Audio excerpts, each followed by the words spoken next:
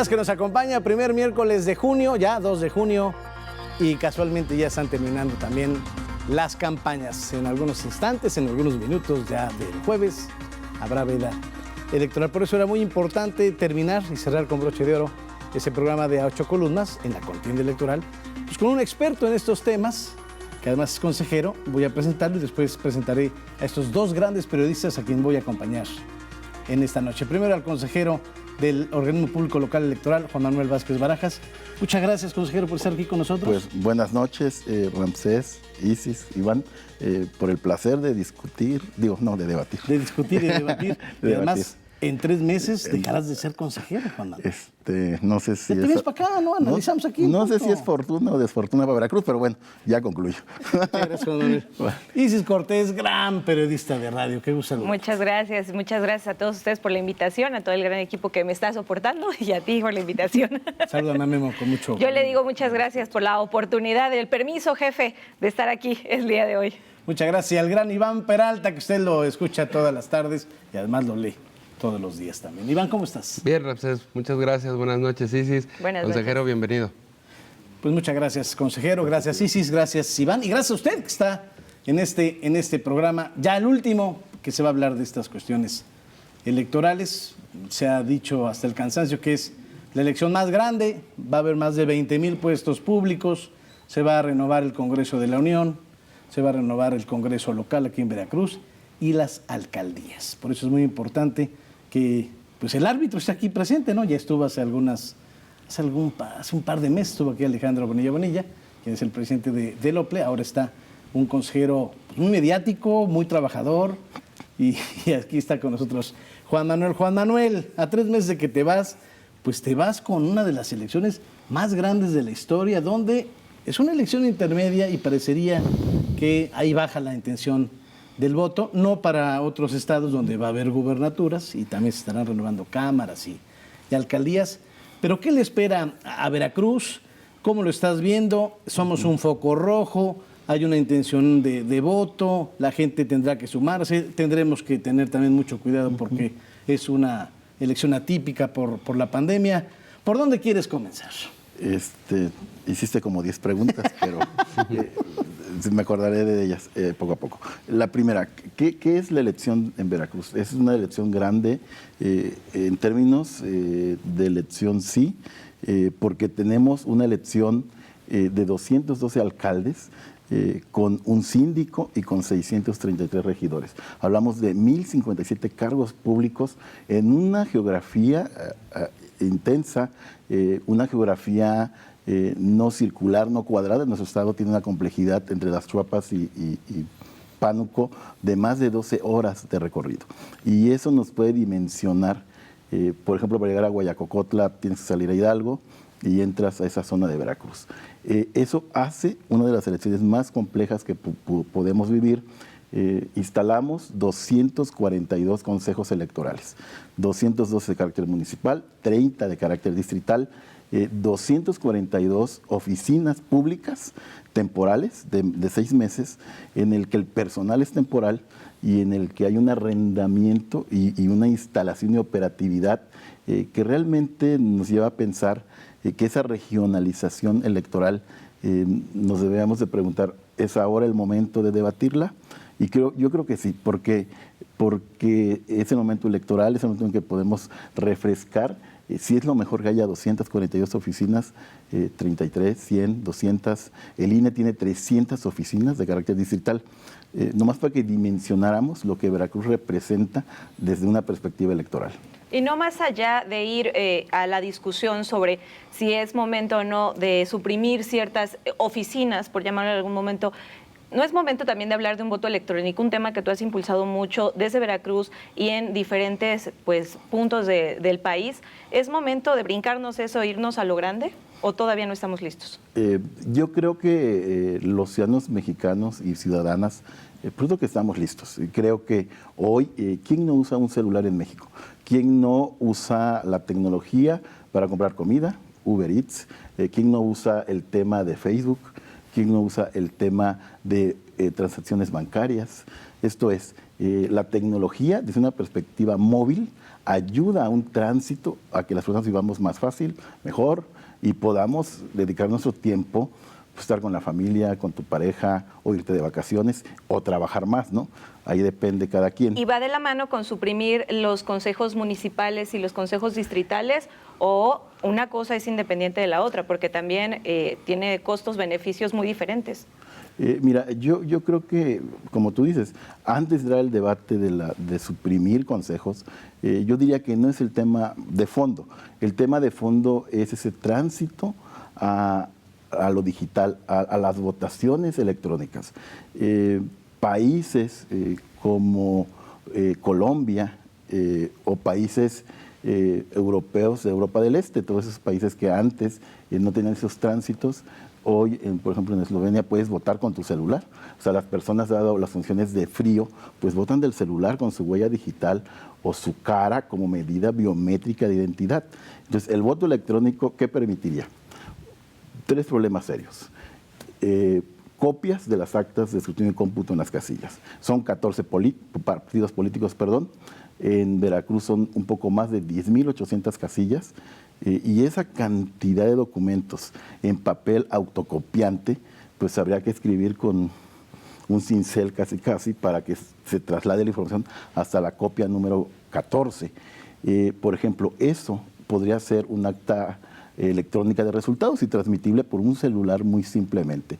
O bien las propias boletas electorales en papel. Solo en 2018 imprimimos algo así como 500 millones de boletas electorales que además hay que distribuir a nivel federal porque estamos separados, INE lo suyo, los 32 OPLES lo nuestro. Y eso hace que esa distribución de papel, que además se le incluye un tercer elemento, la lista nominal impresa en cuadernillos y que tenemos la obligación de entregar un listado a cada representante. Y esos 3 elementos pueden resolverse muy fácil. Se deja de usar papel, todo el mundo puede acceder en forma fácil, sencilla, simplemente con nuestra información biométrica. El INE nos capta las 10 huellas. Creo que estamos listos para pasar ese tránsito, pero creo que la confianza ciudadana todavía la tenemos que generar. Y lo que tú dices, la confianza hacia el voto electrónico, yo creo que la tenemos que seguir trabajando para que en 2027 quizá podamos tener algún ejercicio nacional. Concluyendo este proceso electoral, consejero, ¿se insistirá entonces en la reforma electoral? ¿Sabe usted si eso es lo que va a pasar? ¿A ese debate es al que se refiere?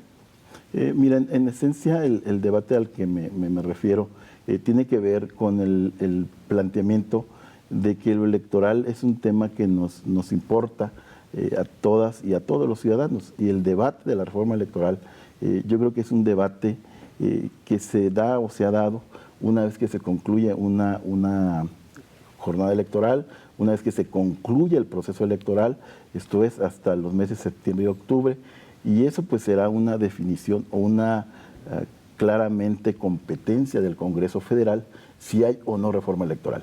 Yo desde mi óptica, los que somos el árbitro electoral, como es el INE o los 32 OPLES, lo que hacemos al finalizar una jornada electoral en particular es recolectar toda la información, indicadores, todo lo que es medible, y se genera normalmente un documento que llamamos libro blanco. Okay. Y ese libro blanco es el que mandamos al Congreso de todo el estado, de todos los estados, y también lo hace el INE a nivel federal. Esto es, hay un libro blanco de toda la elección federal que normalmente el consejero presidente del propio INE o IFE antes han entregado a la Cámara de Diputados, al Senado, a efecto de replantear ciertos procedimientos.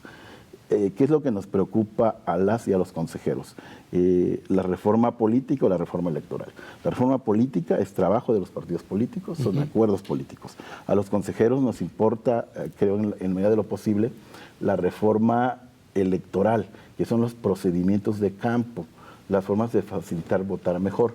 Y esos son los temas que normalmente opinamos desde una perspectiva técnica.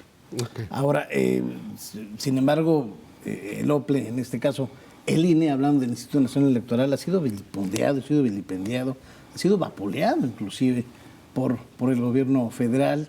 Y se habla, de hecho, cuando estuvo el senador Monreal, tuve la oportunidad de preguntarle si podría haber una reforma profunda al Instituto Nacional Electoral y dicen que lo estarían pensando en el próximo proceso en ese proceso de decisiones en la Cámara Alta.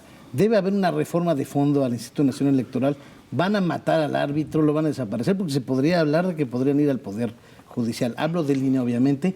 ¿Y cuál sería el futuro del OPLE? Porque también muchas personas hablan de la duplicidad de funciones. Unos dicen, bueno, si hay un INE, ¿por qué específicamente hay un OPLE? Yo puedo hacer aquí un paréntesis, porque sí te puedo decir, consejero, que a mí y a mucha gente les cayó la boca en el 2016, cuando dieron a conocer el resultado en la gubernatura, que parecería que nos íbamos a ir hasta el miércoles para la decisión. ¿Tú qué opinas de esto? Mira, desaparecer a un órgano autónomo como es el INE, la Comisión de Derechos Humanos, el Banco de México, el INEGI, son temas de una reforma profunda, pero es de carácter político. Porque tiene que ver con el diseño del Estado mexicano. Y el diseño del Estado mexicano como tal, pues le compete a los senadores y a los diputados, que son a la vez el Congreso permanente capaz de modificar la Constitución. Me parece que el tema principal para mí es si hay o no un acuerdo entre quienes se dedican a hacer la política. Y creo que analizar una reforma electoral sobre la desaparición del INE, pues tiene que ver necesariamente desde mi óptica con un acuerdo nacional, y ese acuerdo nacional sí creo que en las democracias debe incluir a todos los actores políticos. Y todos los actores políticos, yo creo que son todos los partidos políticos planteando una reforma política, porque tiene que ver con todos, ¿no? Consejero, usted ha estado en diferentes procesos electorales, diría yo como ciudadana, exitosos. Me parece un trabajo positivo el que han realizado los OPLES. Y yo creo que ya a 3 meses de poder decir hasta luego, es válido reconocer las áreas de oportunidad. ¿Qué es lo que hoy por hoy se puede corregir en los OPLES, específicamente en el de Veracruz, para validar aún más el papel que están teniendo en el Estado? ¿O deben desaparecer los OPLES? Mira, yo creo que tenemos que tener claro si los queremos fortalecer o si existe o no la duplicidad de funciones. Si los queremos desaparecer, tendríamos que entonces fortalecer al INE para que hiciera esas tareas.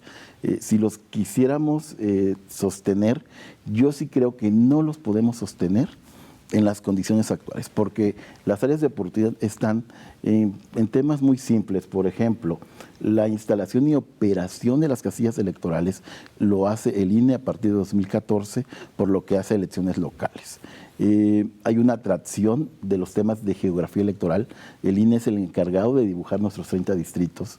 El INE es el encargado en términos de radio y televisión de toda la publicidad, que además aquí propiamente en RTV, y aprovecho para dar las gracias por estar con ustedes nuevamente, el espacio público de radio y televisión, pues es un tema que es debatible a lo mejor, pero no lo definimos en los OPLES.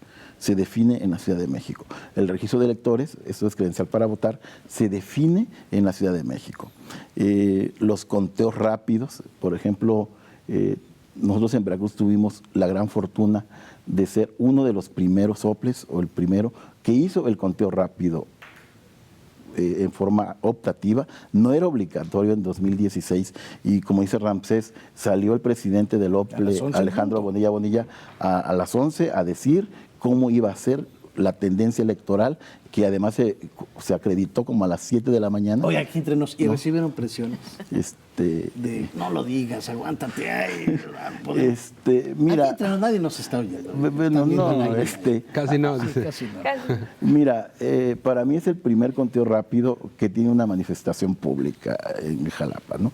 Es más, estar reporteado por varios de sus colegas, está en notas de prensa, una oposición férrea de los partidos opositores en aquel momento, de confiar en el OPLE Veracruz y de confiar en un instrumento nuevo, confiar en un ejercicio, decían algunos, que no es el PREP, que no es el resultado electoral definitivo, pero sí es una metodología científica con un muestreo que te hace y te permite en esencia eso, ¿no? Y dimensionar el resultado electoral sin que sea el resultado electoral. bajo una metodología científica. Por eso, pero ya teniendo tú los resultados, no hablaron, no hubo un teléfono rojo que hablara y dijeran, aguántate tantito para dar a conocer los resultados. Mira, el árbitro electoral, los que somos consejeros de los OPLES y también del INE, por supuesto que estamos sujetos a diversas presiones de muchos tipos, sociales, culturales, políticas, y eso tiene que ver con resistir, tiene que ver con saberse resistir a esas presiones, saberse resistir a cualquier tema que pueda poner en riesgo el proceso electoral. Y yo me siento orgulloso, me siento feliz, contento de haber integrado el OPLE Veracruz. Para mí es un organismo que le ha cumplido a las y a los veracruzanos. Logramos, como dice Ramsés, 3 elecciones consecutivas. Fuimos el único estado que tuvo 2016, 17 y 18, ¿sí? 3 elecciones consecutivas. Imaginemos que iniciamos una elección en noviembre, la concluíamos en octubre, sí, y en noviembre iniciamos el segundo. Y sin lana, ¿no? Porque luego no le soltaban el presupuesto. Bueno, sin lana o sin varo en 2016, ¿sí? ¿No? O sea, en condiciones, la verdad, que lamentables. Los trabajadores del OPLE en 2016 que integraron los 30 consejos distritales duraron como 8 meses sin salario. Era algo dramático que vivíamos, pero lo vivimos, lo enfrentamos y tuvimos soluciones, yo creo que bien. Primero, porque se les pagó su salario. Segundo, porque el resultado electoral fue claro y transparente. Y tercero, porque logramos transitar del Instituto Electoral Veracruzano al OPLE Veracruz bajo otra lógica. Y la verdad que ahora el conteo rápido es una técnica que se utiliza a nivel gubernaturas. En 15 estados habrá elección de gobernatura este año, y en esos 15 el INE atrajo el resultado, y el INE será quien lo envía a los consejeros presidentes, y los consejeros presidentes quienes transmitan ese resultado un poco después de las 10 de la noche. Ahora, aterrizando al tema de la elección que nos ocupa, la que va a ocurrir ya el próximo domingo, ¿cuál es la perspectiva que tienen? La votación, hablábamos fuera de cámaras de que cuando se tratan de elecciones intermedias la participación es muy baja, el promedio, el 40% nos decía más o menos, pero ahora que se combina con estas elecciones también en las presidencias municipales, ¿qué espera el OPLE? Mira, creo que nuestro reto, nuestra meta, no es una pregunta fácil. Es construir una respuesta a esa pregunta es de las más complejas. ¿Por qué? Porque estamos en circunstancias diferentes. Como decían Ramsés al inicio, la cuestión atípica de este proceso electoral nos hace que no haya actividades en lo público, que solo haya promoción del voto de carácter digital, y que eso nos llevó a frenar algunas de las cuestiones de eventos, básicamente, en escuelas, en universidades, que eran masivos y que hacíamos en los 30 distritos. Que ya para promover el voto. Para promover el voto. No lo logramos, pero tenemos confianza que lográramos cuando menos el 54%. Esto es, lograr el 54% de votos en una elección de ayuntamientos o de diputados sería algo extraordinario. Ojalá lo lográramos. Ese es el gran reto para el domingo, que votemos cuando menos 5 de cada 10. Había mucha, bueno, se tenía, no miedo, sino que, bueno, pues estamos en el tema de la pandemia, y bueno, y se pensaba al inicio del proceso electoral que esto iba a modificar mucho el tema de hacer campañas. La verdad es que creo que no hay un solo partido que haya respetado el tema de la sana distancia, no. A pesar de los exhortos que hizo el organismo público. Eso, el color de Jalapa, ¿cómo está en el semáforo otra vez? Sí, bueno, Coatzacoalcos. ¿No se respetó? Claro. ¿Eso hace pensar que pudiera haber una votación copiosa? Creo que los exhortos tienen que ver con que la gente pudiera salir a la calle, pero con condiciones de sanidad pública. Sí. Yo creo que nuestra esperanza es, al final de cuentas, es que la gente salga a votar por el tema de su alcalde, por el tema de lo más cercano que tienen, que es un tema más de micropolítica. Esto es la gente de frente a su propio alcalde, Sí. de frente a sus síndicos, regidores. Yo creo que todo eso tendría que llevarnos a ello, a que haya una mayor participación desde una perspectiva totalmente ciudadana. Nosotros llamamos siempre al voto público, llamamos a que la gente salga a votar porque creemos que con independencia del partido que gane es un deber cívico.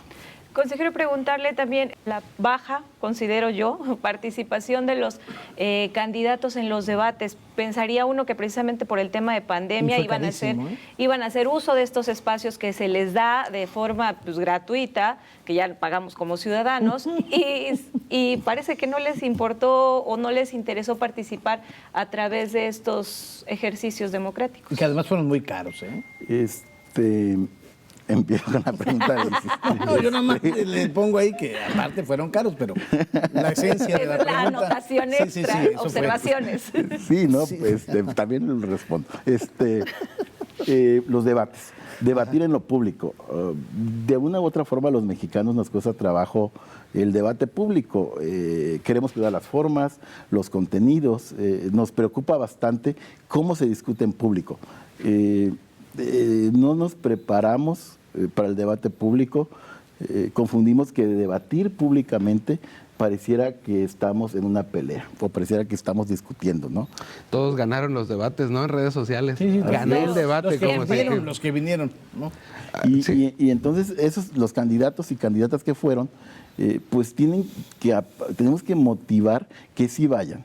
Creo que es un tema que el espacio está puesto, el órgano electoral hace cultura cívica.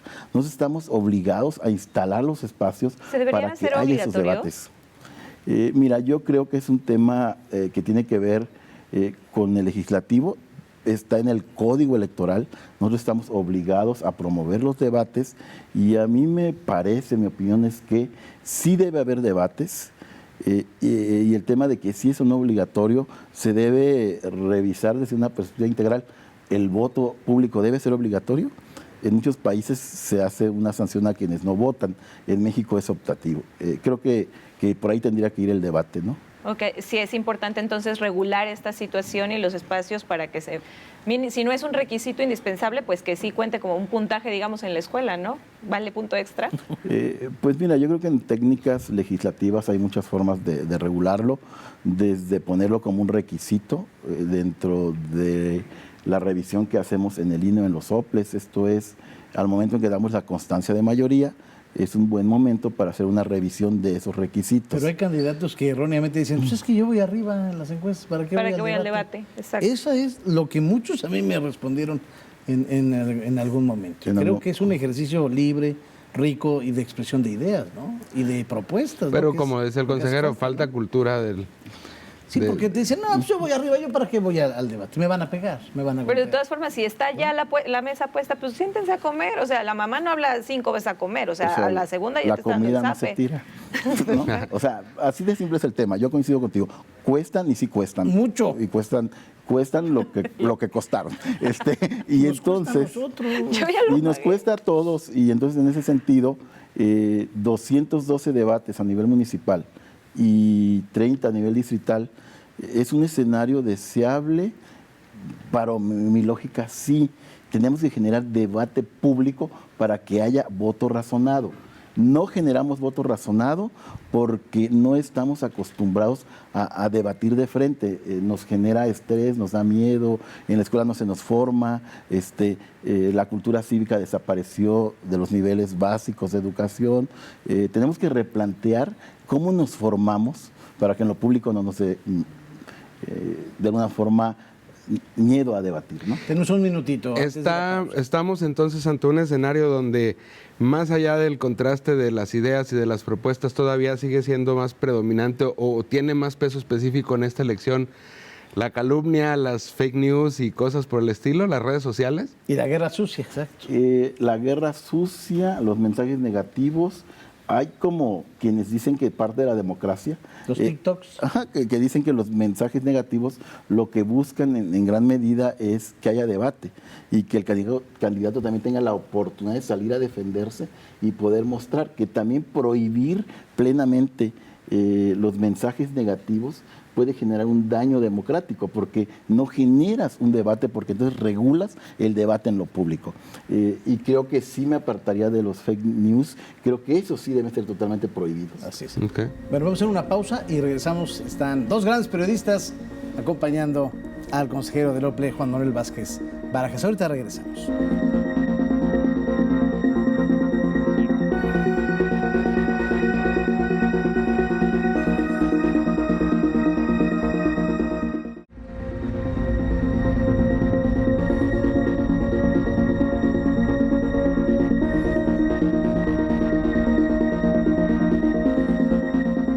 Se juega un futuro muy importante el próximo domingo. Usted tiene el derecho y tiene la obligación de votar.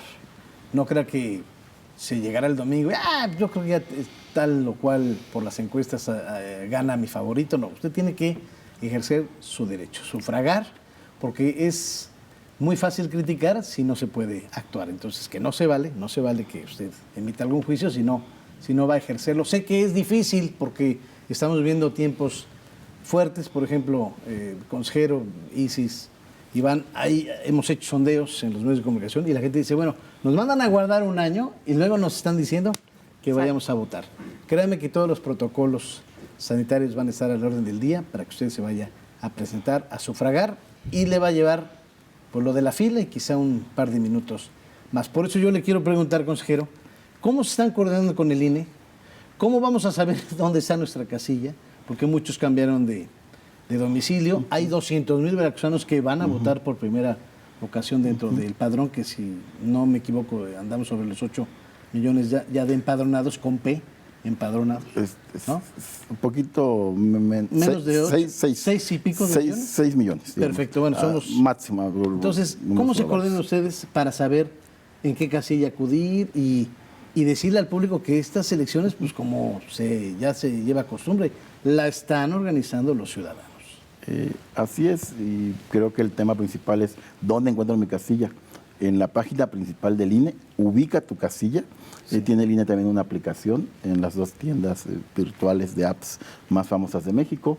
Esto es muy fácil saber dónde está una casilla. Entra uno a la página principal, es el primer de los mensajes más llamativos, le da uno clic y le manda a su página donde con el número de sección, ¿dónde está el número de sección en una credencial para votar? Abajo. En la parte inferior derecha. Ahí está la sección electoral, son 4 dígitos, son los únicos que requiere un ciudadano para saber dónde está su casilla. ¿Por qué es importante votar? Y retomo esa parte del debate que dabas. Es muy importante votar, es como si yo quiero tener mi casa ordenada o si yo quiero tener en mi calle ordenada, pero al mismo tiempo no voy y no coopero. Es como querer tener una comunidad bien, pero en ese bien yo no le entro, ¿no? O sea, digamos en general, como dicen en nuestras colonias, barrios, pueblos, no le llego a chambear, ¿no? Es lo mismo, no voy a votar, no le estoy llegando a nombrar al alcalde. Pero luego, bajo una lógica muy simple, salimos y nos quejamos, es que no hice bien los servicios, es que no sé qué, o no aquello. Es importante votar porque somos responsables de nombrar a quien debe gobernarnos. No es de una no por ósmosis. Pues somos ciudadanos, aquí vivimos, tenemos que pagar impuestos, tenemos que ver que tengamos seguridad, que tengamos condiciones bien de vida, y ello incluye nombrar a los alcaldes. Y son 212 alcaldes, que es fundamental, yo creo, ese nombramiento. Hay que votar, no hay que nulificar el voto, hay que sufragar, luego no se queje, porque luego nos quejamos, pero tenemos ese derecho a sufragar. Ya para que Isis comente, Iván, ¿cómo está la geografía electoral Veracruz? Esto se tiene que entender como una fiesta democrática, una fiesta electoral, sin embargo hay gente que no quiere que se refleje así. Y hay muchos candidatos que han sido amedrentados, acaban de balear a un candidato de Tlapacoyan, han sido levantados, ha habido inclusive detenidos. Veracruz, ¿cómo lo están viendo ustedes? ¿Como un foco electoral? ¿Y en qué puntos pudiera estar esos focos rojos? De hecho, es una pregunta que nos hacen, yo en lo que conozco, siempre cuando hay un proceso electoral. Y cuando hay un deceso o cuando hay un acto violento o cuando se pone en riesgo la integridad de una persona, el hecho de entrar es lamentable. De hecho el hecho es condenable. Pero también hay que hacer una aclaración. Los hechos de violencia en México nunca han impedido que se dejen de instalar casillas electorales o que se haya anulado una elección a nivel distrital o a nivel local. O en términos generales, no sé si sale un consejo municipal o un consejo distrital. No ha sido, solo en una ocasión fue y tuvo que ver en Oaxaca, lo recordarán, con el tema de los movimientos, aquí tienen derecho los maestros en general, y que dejó de funcionar un consejo, ¿no? Y de esa forma yo creo que en lo electoral lo importante es que garanticemos que la función electoral va a funcionar y va a funcionar bien. Otro tema es que a mí me parece que el tema de la seguridad pública, pues es un tema que es competencia de la propia Secretaría correspondiente y diría yo hasta ahí me quedaría, ¿no? Cambiando un poquito de tema, ya se habló de la complejidad de la logística que es el día de la jornada electoral. Sin embargo, también hay otra logística que ustedes operaron, que es el tema de las acciones afirmativas que se están emprendiendo hoy. Dos cosas. Para empezar, yo entiendo por acción afirmativa lo que no está legislado, pero que acredita un derecho político electoral de los ciudadanos de parte del órgano electoral. Y sobre esto, ¿qué tan complicado fue incluir personas lésbico, gay, transexual, transgénero, personas indígenas, creo que también se incluyeron en este proceso, afrodescendientes, jóvenes, se consideró grupo vulnerable y también se incluyó? ¿Cómo fue para ustedes, pues ahora sí que dar entrada a todos, pero sin dejar afuera a los que sí estaban, pero es complejo? Es bastante complejo porque tiene que ver con la misma vida interna de los partidos políticos, por un lado. Y por otro lado, como dices, la acción afirmativa busca que los grupos que están disminuidos políticamente puedan estar en el espacio público y en la toma de decisiones para generar gobernabilidad. Sin duda, esa es la parte fundamental de una acción afirmativa. Primera vez que se hace en Veracruz y eso como primer ejercicio, yo siempre he dicho, transformar, evolucionar, no es algo fácil. Siempre queremos vivir más en el status quo o en la parte inercial. Nos cuesta trabajo normalmente ello. ¿Por qué diría yo que fue un éxito? Primero, porque es la primera vez. Segundo, porque logramos cumplir con las acciones afirmativas en Veracruz. Esto es, todos los partidos políticos cumplieron en temas de la comunidad lésbico-gay, en temas de jóvenes, en temas de afrodescendientes y en temas de personas con discapacidad. Solo hubo un tema en particular de paridad respecto a 19 fórmulas, y ese tema de paridad lo resolvió la Sala Regional Jalapa, obligándonos a permitirle todavía al partido político hacer la sustitución. Para nosotros, nuestra lógica era que si no dábamos ese, ese salto, podíamos seguir y seguir requiriendo al partido. Y no, creo que la Sala hizo un trabajo que no nos toca a nosotros hacer, que le toca a la Sala, ¿no? Sí fue complicado, entonces, ¿cómo lo digo? Porque tiene la experiencia de procesos electorales pasados. ¿Fue complicado para los partidos? ¿Sí les costó más llegar con sus planillas, sus registros de cuáles eran sus candidatos después de todas estas categorías que tenían que cumplir? Creo que sí, vale la pena también reconocer a los partidos cuando hacen cosas bien, cumplieron con las acciones afirmativas, y eso pues ya nos debe dar una idea como del tema de los partidos políticos en Veracruz, que están coadyuvando también ese tema. No hay como una medida negativa en lo general, más bien en el OPRE comprendemos ese acompañamiento con ellos, porque no fue fácil. Yo creo que no fue fácil ni para los partidos ni para el propio OPLE, porque no solo es que registro candidatos, tengo que verificar 5 acciones afirmativas más el tema de la paridad.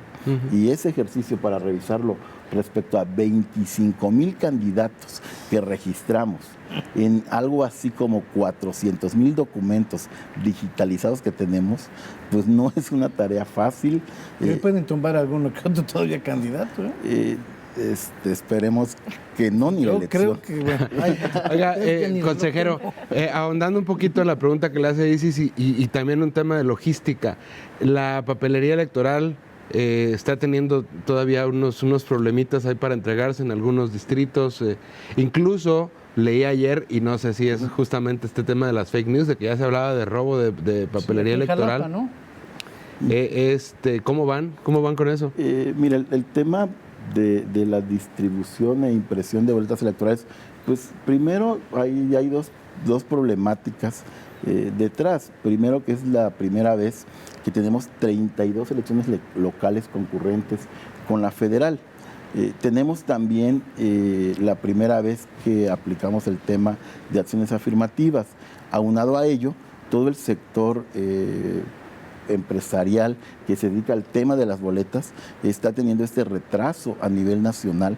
Lo decía la propia consejera nacional del INE, que salió una nota nacional apenas hace 2 días, que esta problemática estaba en 6 estados y que estábamos en tiempos de pandemia y que la pandemia está complicando el propio funcionamiento de ciertas actividades que no son consideradas desde una perspectiva primaria.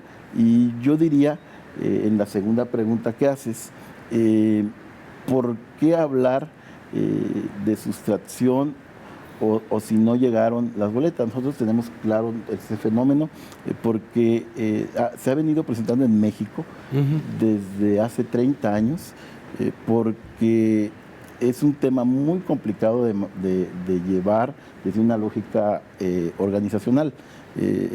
¿Qué pasa? Sellamos cada boleta, o sea, el personal de cada órgano electoral en cada distrito pone un sello tal como era antes, tinta, y lo estampa en casi 6 millones de boletas para la elección de diputados. Y también lo hacen los 212 consejos municipales en otros casi 6 millones de boletas electorales. Esto es, en total, 12 millones de boletas casi son selladas. Desde una perspectiva, pues no sé cómo llamarla, compleja, puede perderse una boleta o alguien la sustrae, como dices, Iván, es probable, es posible. Y para eso tenemos procedimientos muy claros, y ese procedimiento es que en los casos donde ocurre antes de su distribución, colocamos un segundo sello con una segunda tinta diversa, y además los partidos políticos tienen oportunidad de firmar en el reverso el 100% de boletas electorales. Esto es, además de la marca que pondrá el Consejo Municipal de Jalapa, y donde llegara a ocurrir, si es que sucediere, colocarán ese segundo sello, y además puede firmarse en cada casilla. Esto es, si un partido desconfía, puede firmar los 6 millones de boletas, instruyendo a sus representantes que firmen 750. No hay persona que pueda firmar las 200,000, pero lo hacen 750 boletas en cada casilla en promedio. ¿En las especiales también? En las especiales también se podría. Y en todas las casillas. Y en todas las casillas. Ahora, había una inquietud, hay mucha gente que me decía, bueno, si va el consejero Juan Manuel, no se van a acabar las casillas, perdón, las boletas. El que está empadronado tendrá su manera de votar sin ningún problema, aunque haga una fila al 10 para las 6 de la tarde, digamos. Sí, pueden votar, la fila está garantizada desde ley. Si tú ya estás formado, sí, pues tienes que votar. Estar formado ya te da el derecho a ejercer el voto. Ya no te pueden decir, dieron las 6, ahí nos vemos. Pero las boletas no se acaban. Las boletas no es posible que se acaben en ninguna casilla ordinaria o contigua. Existe la posibilidad... las especiales, ¿no? Las especiales, pero tenemos una elección municipal, y en las elecciones municipales, no hay casillas especiales. Estas funcionan solo en lo que es el circuito municipal. En que sí puede haber especiales, diputados de representación proporcional. Ahí sí existe la posibilidad, por ley solo existen 750 boletas por casilla, existe el riesgo de que se acaben, sí, pero ha sido un diseño institucional del INE, es competencia del INE, entonces el INE es el que tiene que definir esa problemática, y es el propio legislador federal, porque no es que yo salga a defender al INE, pero tampoco es competencia del INE, porque así viene la ley. Ya. Técnicamente. Ahora, va a haber un cadet que va a salir muchísimas veces en la boleta. ¿Cómo impedir la nulificación del voto? ¿Cómo se nulifica el voto? ¿Y cómo es el ¿Y cómo se vota? Porque Exacto, también ¿cómo se llega vota? la gente y no luego sabe ni cómo, y las coaliciones y Exacto, arriba voto y por un abajo, partido, y no. voto por la coalición. ¿A quién le beneficia el voto nada más para un partido? ¿A quién le beneficia el voto por la coalición? Okay. ¿Cómo se hace? Mira, el voto pues es una marca, normalmente todos votamos con una cruz, pero puede ser cualquier otra marca, puede ser una palomita, un círculo, un corazón. Ah, mira, eso yo no lo sabía.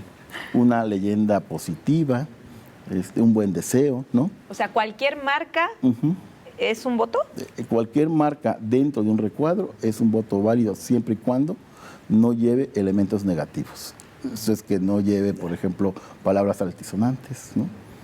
O que no Eso lleve, sí se nulifica. Eso sí se nulifican porque se ha considerado que hay una expresión negativa del elector. Pero una X no es negativa. Pero digamos... Tantos X, no. Ese es de voto, ¿no? Ese es de voto. La verdad que se resolvería una partida digital con nuestro dedo, ¿no? Pero bueno, los mexicanos seguimos votando, como dice Isis, en papel. Con papelito. Y eso nos lleva a que hay ciudadanos que pueden confundirse, como dice Ramsés, y bastante.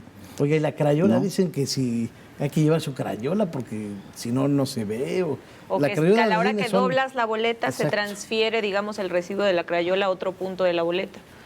¿Cierto o falso? Eso es probable, pero esos votos son válidos. ¿Sí? Sí, son válidos. Si hay una marca suficientemente diferenciable de pequeñas marcas, se considera un voto válido, no hay ese riesgo de nulidad. ¿Qué debemos cuidar los ciudadanos? Que si yo sé que mi distrito va coaligado 3 partidos, no debo votar por un cuarto partido no coaligado. Porque si yo voto por uno de los 3 partidos que van coaligados y elijo un cuarto que no es parte de esa coalición. O uno o la coalición. Así es, ese sí es válido, porque hay 2 expresiones con 2 opciones políticas diferentes, 2 candidatos diferentes. Eso es lo que hace anulable el voto. ¿Yo puedo votar por los 3 partidos de una coalición? Sí. Tacho los 3 y es válido el voto. ¿Ok? Los 3 partidos. Los 3, ajá. Y luego, ¿cómo los reparto? ¿No? Es una pregunta interesante. Sí. ¿A quién se los doy? Pues imaginemos que cada distrito lo que hace es una sumatoria de todos los votos que son de 3 taches, para explicarlo simplemente, los que son de 2 taches, ¿no? Es donde está el conflicto. Los de 3 taches se divide entre 3 y cada fracción se le da a cada partido coaligado. 2 taches se divide entre 2 y cada porción igual se da a cada partido coaligado. Se hace la sumatoria correspondiente y ya nos da el resultado que importa, porque se debe sumar a la mayoría relativa, esto es al candidato que va a ganar desde una lógica por partido político, porque ya no se suman los votos todos para los partidos políticos. Esto es, a cada partido político se le define un porcentaje de votos Ya. necesario. Entonces, y el que quiera votar por un partido, pues ya cuenta para ese partido político. Claro, sí, si es un voto individual, cuenta para ese partido político. Y bueno, lo de las crayolas, ¿sí sirven las crayolas del INE? Sí. Las crayolas siempre han servido y han servido muy bien, volverán a servir muy bien, porque yo creo que es parte de los rumores, parte de la rumorología. El INE ha salido a decir en varias ocasiones, y la verdad que yo coincido con el INE. Si dudamos, es más fácil llevar tu propia pluma o marcador y no pasaría nada. Sé que al final es una tarea institucional, debemos darle confianza a los ciudadanos y creo que el marcador es una crayón tipo lápiz ahora, que ya no tiene la forma de crayón, pero tiene adentro la cera del crayón y que desde una lógica el INE ha hecho ejercicios y entiendo que no se ha borrado como se ha señalado. Y recordar también sobre los protocolos, ¿no? Porque a veces se piensa que no hay para personas con discapacidad visual, para personas de talla pequeña, diferentes, todos van a estar vigentes a pesar de la pandemia, ¿verdad?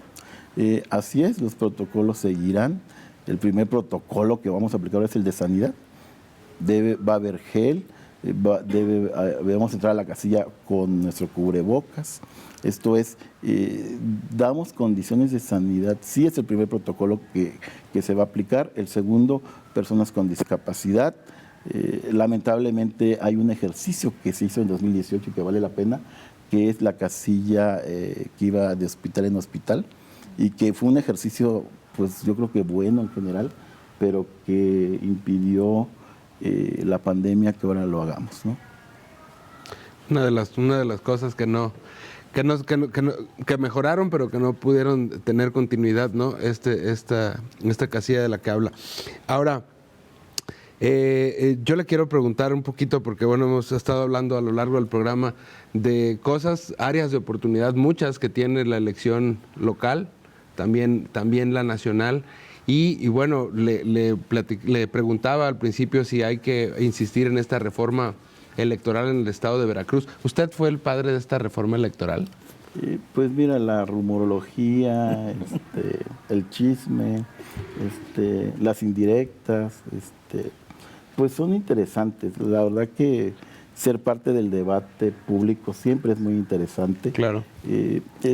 Son temas que he polemizado a nivel nacional desde hace más de 8 años, 9 años, la necesidad de una transformación, sí, de una reforma electoral a nivel nacional y a nivel estatal. Son temas que están en diversas notas públicas de 2015, temas que yo he tocado y que están documentadas y que entonces es muy fácil el tema de la reforma electoral, simplemente es recolectar los 3 libros blancos de la reforma, y agarrarlo mejor y agarrarlo mejor y hacerlo. Sí, claro. Eso es algo muy fácil, muy sencillo. Cualquier persona lo puede hacer. Y finalmente, pues yo no soy el legislador del estado de Veracruz, yo claro, soy un simple consejero electoral más de 7.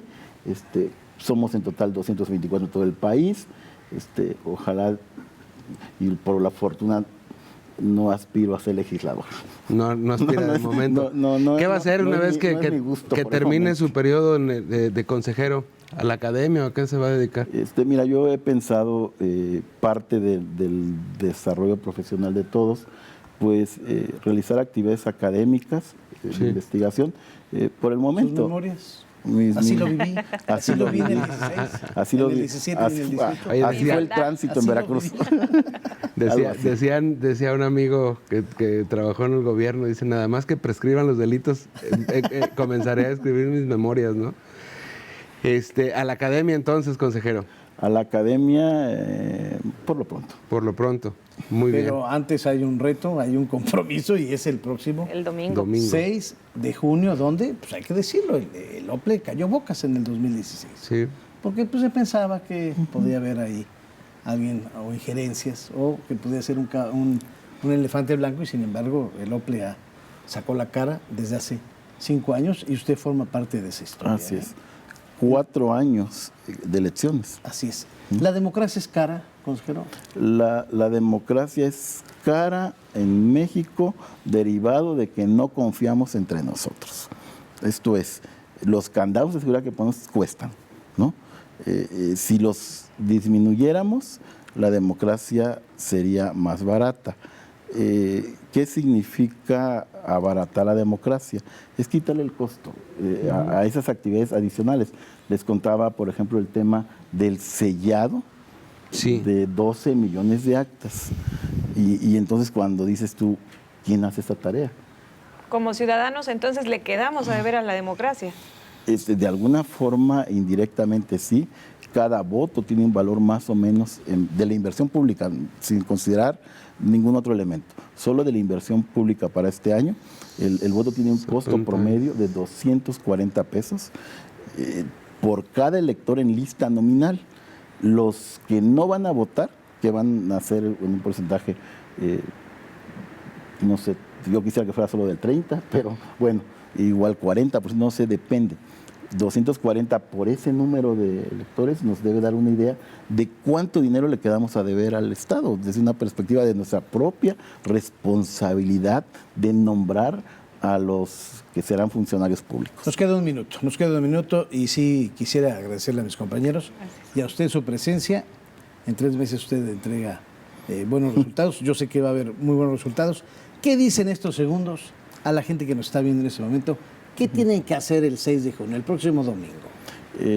Votar, tenemos que salir a la calle a votar, ir a nuestra casilla, confiar en el OPLE Veracruz. Garantizamos la alternancia en 2016, garantizamos la alternancia en 2018. En 2021 no será diferente. Que sepan los ciudadanos que pueden confiar en el OPLE Veracruz, que lo hemos demostrado, que lo hemos vivido y que nuestro interés es que gane el voto público, gane quien gane. No hay un interés por ningún color, sabor, ni ningún tipo de preferencia. Pues muchísima suerte, sé que serán las últimas, consejero. No, le deseo de todo corazón. Isis Cortés desde su trinchera laboral y nosotros en Radio y Televisión de Veracruz, en punto de las 8:30 de la mañana, estaremos cubriendo las elecciones fiel a la costumbre y a la tradición de la radio y la televisión de los veracruzanos. La cobertura aquí en RTV. Gracias y muy buenas noches.